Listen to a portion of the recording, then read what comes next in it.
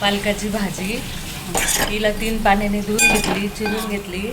त्याच्यामध्ये लसूण, जिरं, मोहरीची फोडणी दिली, मीठ, हळद टाकलं आणि आता आपण याच्यामध्ये टाकणार आहे मीठ, मिरची, मसाला टाकला. आता आपण टाकणार आहे टॅमॅटो. मग तू याला शिजली का तू याचे पालकपुरी बनवू शकते किंवा मग डाळ भाजी करू शकते, नाही तर मग बारीक मिक्सरमधून काढून पण पालक पनीर आपण करू शकतो. पण हा पालक आधी शिजवणं खूप गरजेचं आहे.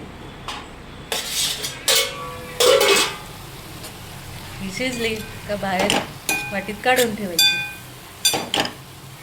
टाकलंय टमाटा, एक बस झालं, भाजी कमी आहे ना ती.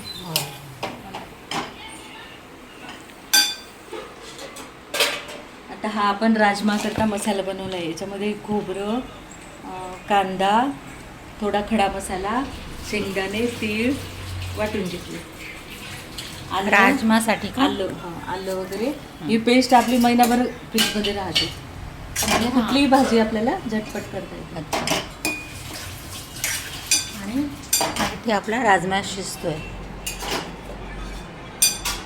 है ना मम्मा. आणि आपण इंडक्शन का बरं घेतलं? ते गॅसची टंचाईमुळे गॅस एकदम संपला म्हणून म्हटले आपण पुढच्या भविष्याची सोय आजच करून ठेवली.